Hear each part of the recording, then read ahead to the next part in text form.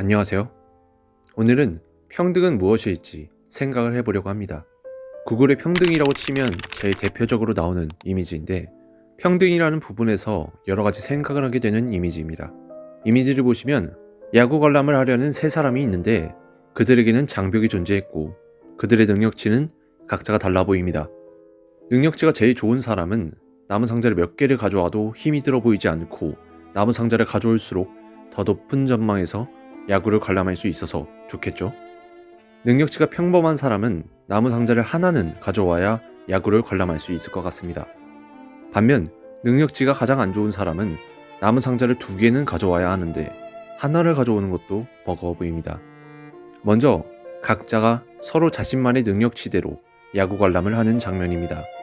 능력치가 가장 좋은 사람은 야구 관람을 하기 제일 좋은 높이로 나무 상자를 가져와서 즐기고 있지만, 능력치가 안 좋은 사람은 아직까지도 나무 상자를 하나 가져오는 것도 힘겨워 보이네요. 두 번째 장면은 각자가 공평하게 나무 상자를 하나씩 가져오는 장면입니다. 이 장면에서는 다수의 사람들이 야구 관람을 즐기게 되었지만, 능력치가 낮은 소수는 여전히 야구 관람을 하지 못하고 있네요. 마지막으로 세 번째 장면은 모두가 같은 시선으로 야구 관람을 보고 있는 장면입니다. 이 장면은 능력치가 가장 좋은 사람이 자신을 위해서가 아닌 능력치가 자신보다 떨어지는 남을 위해서 더 많이 움직이고 더 많은 배려를 했을 것 같습니다. 여러분들이 생각하는 평등에 가까운 장면은 어떤 장면인가요? 누군가에게도 어떠한 특별한 대우를 하지 않고 각자 서로 자신만의 능력치대로 야구 관람을 하는 첫 번째 장면인가요? 이 장면도 분명 평등하다고 생각할 수 있을 것 같습니다. 그 누구에게도 아무런 특혜를 주진 않았으니까요. 하지만 강한 자는 계속 강해지고 약한 자는 계속해서 소외되며 존중받지 못하는 구도가 펼쳐질 것 같습니다. 그렇다면 다수의 사람들이 야구 경기를 관람할 수 있게 공평하게 나무 상자를 하나씩 가져오는 두 번째 장면인가요? 이 구조는 겉으로는 공정해 보이지만 결국은 그들이 각자 바라볼 수 있는 시선의 차이는 변함이 없었습니다.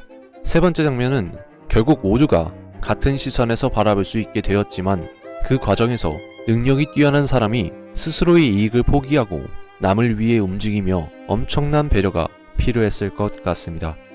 현대사회에서 우리가 추구하는 평등은 바로 이 세 번째 사회에 가까운 것 같습니다.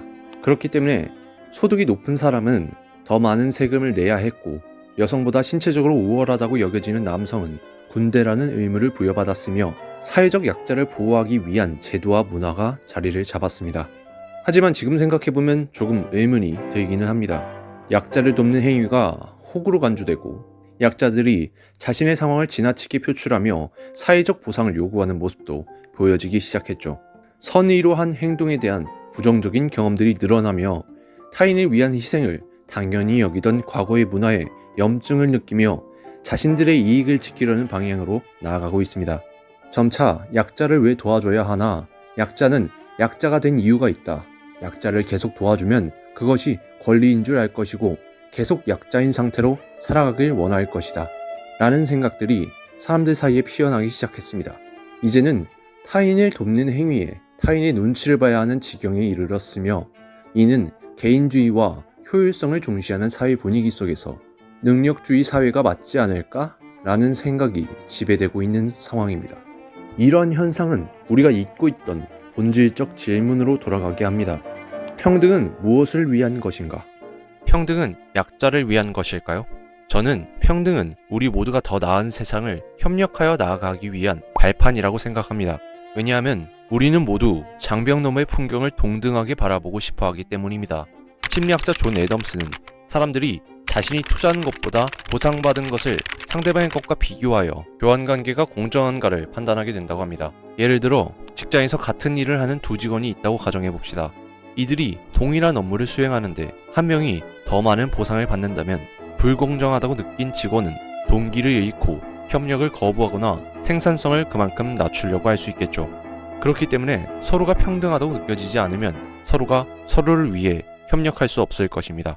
그렇다면 평등해지기 위해서는 어떻게 해야 할까요?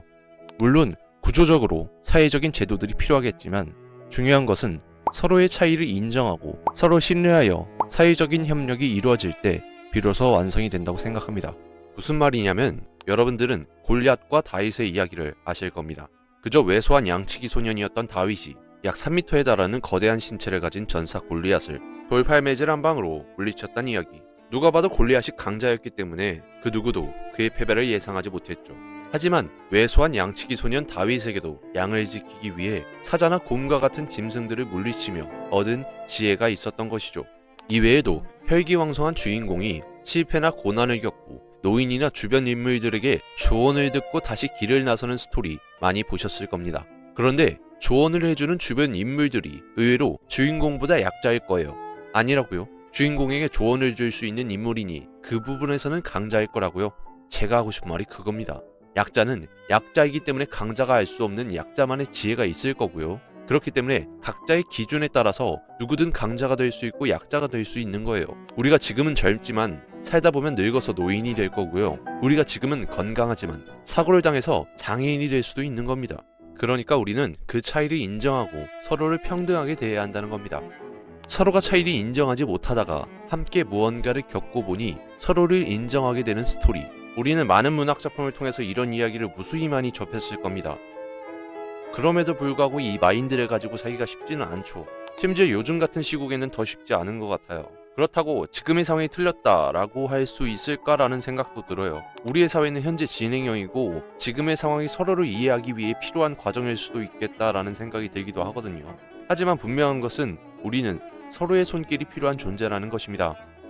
앞으로도 여러분들의 뇌에 자극을 줄 수 있는 영상으로 찾아뵙도록 하겠습니다. 시청해주셔서 감사합니다.